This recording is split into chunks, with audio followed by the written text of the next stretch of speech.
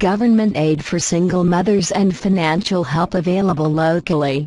If you're a single mom, did you know that there is plenty of government aid for single mothers? You can get money to attend school and have your tuition paid in full. What about child care costs? What if there was a way for you to go to school and get your degree and not have to worry about paying for child care? Interested? Thought so.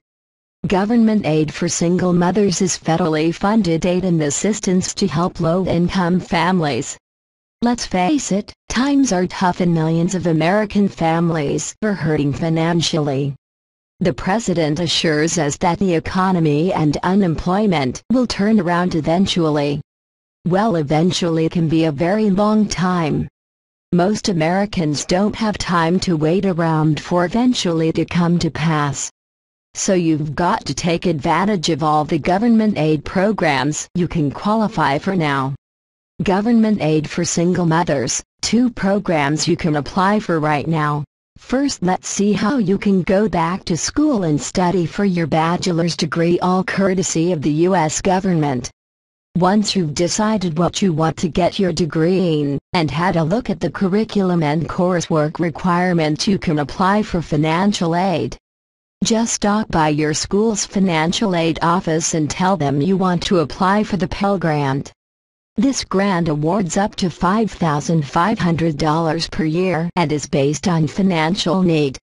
You'll be given an application called FAFSA. The free application for federal student aid needs to be filled out before you can apply for any other grants later on. Now, what about those child care services we mentioned earlier? There is so much government aid for single mothers that go unused year after year. The Child Care Development Fund was created by the federal government to aid low-income families defray the high costs associated with child care. $5 billion for government aid for single mothers has been distributed to every state and its territories to help all other low-income families as well. To apply for the Child Care Development Fund, you will need to do so at the state level.